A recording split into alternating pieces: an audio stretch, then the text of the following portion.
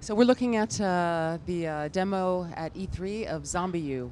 This is Ubisoft's brand new survival horror FPS, and it was built from the ground up to take advantage of the brand new Wii U gamepad.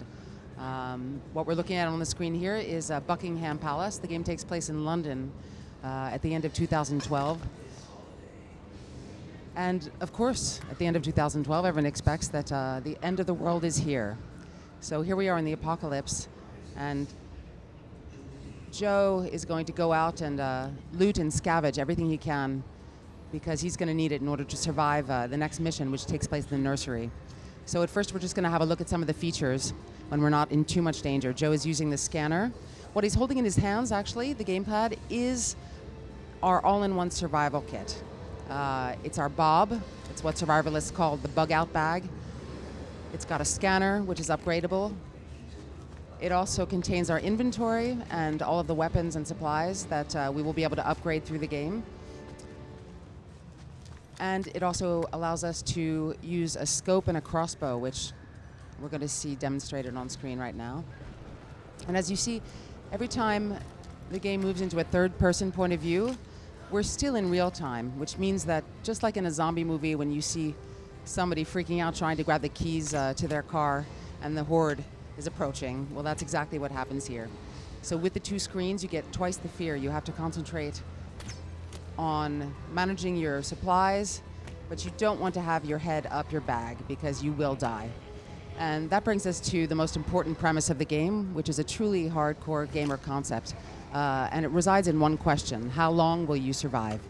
So in this game, we take on the role of a generic survivor, just like you and me, completely unprepared to survive in a zombie apocalypse, and helped only by the voice, a mysterious voice of a man known as the Prepper, who is basically our lifeline and our mentor throughout the game. So you play as a generic survivor, and in this game, you will die. When you're bitten, one bite will kill, and then you will never play that character again. You then go back and find yourself playing the role of a brand new survivor who's in exactly the same shitstorm as yourself. And depending on how long your first survivor lived, you lose all of the skills that they may have acquired, because in a realistic world, why would you inherit another human being's skills? But you can then go back and hunt down your former survivor in order to grab all of his gear and at least take advantage of losing a life for whatever supplies you were able to loot with that first life. There are no game overs, no saves, no checkpoints in this game. The idea is that it's a completely fluid game progression. You don't start over again, and the level design is dynamically respawned so that moments like that appear only once, and you don't feel like the game is scripted. Because if you want to scare someone, everyone knows that it's a question of timing and surprise. So we took special care to make sure that there was persistence in the game. And you benefit from the fact that your first survivor opened up doors, found mission items, and those you can recover when you go back and mercy kill your former survivor in order to grab all the gear that was in his or her bug-out bag. So now we're in the nursery, and we had a really fun competition at E3 where we dared players to survive as long as possible in the nursery after looting everything they could in Buckingham Palace front. Joe is now going to try to survive to make it all the way through this mission, just like so many of the players. And on the leaderboards, we noticed that the percentage was about 10% of people that made it all the way through without losing a life. And the reason for that is that it's an incredibly challenging but very rewarding new gameplay experience, thanks to the immersion and the augmented sensations and emotions that you get by realistically holding your weapons and your survival kit in your hands. So Joe just fell through into the basement, and he's lost his smart map, because the Wii U gamepad also is our smart map and a radar, so we can no longer see where any of the zombies are coming from. He has no sound cues, and he's pretty much blind. Thank God he has a flashlight.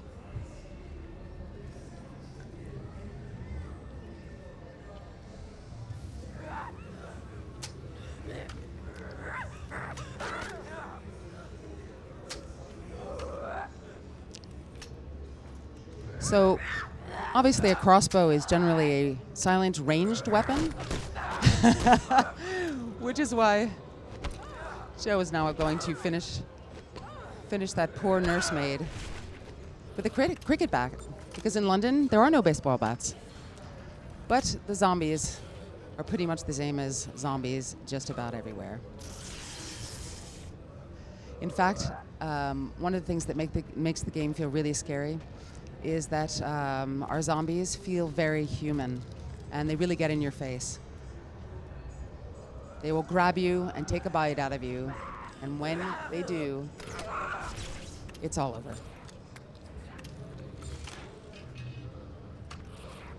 She's not dead yet, Joe. Hang in there.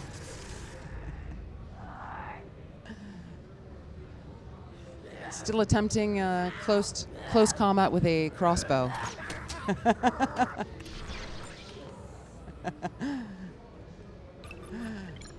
Yeah. There you are. You're going to want to take a look at her. Definitely not the store. Take a closer look for me.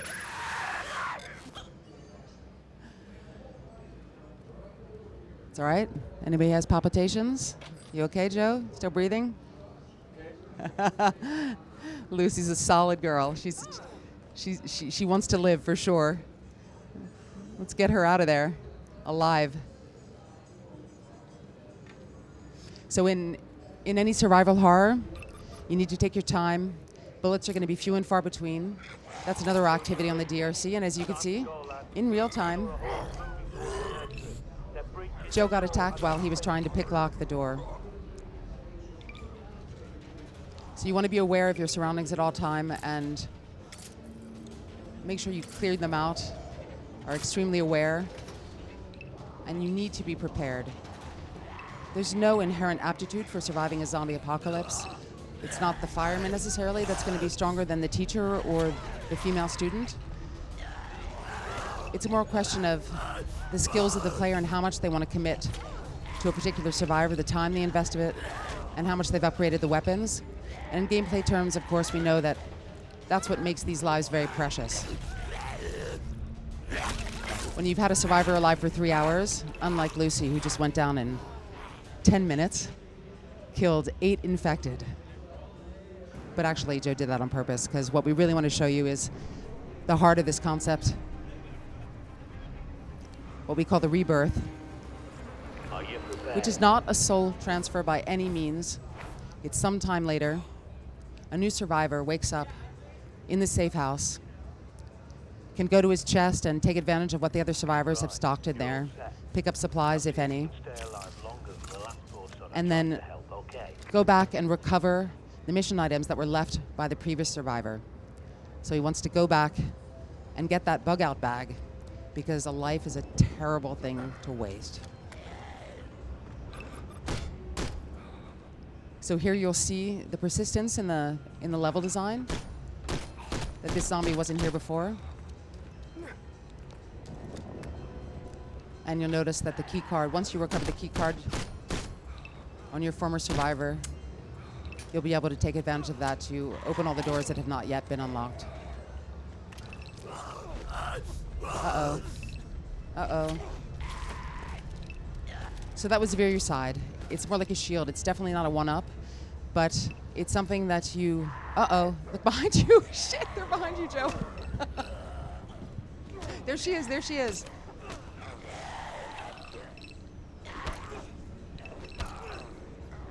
So you never know exactly where you're going to find your former survivor roaming, and in this case, Joe has been really unlucky,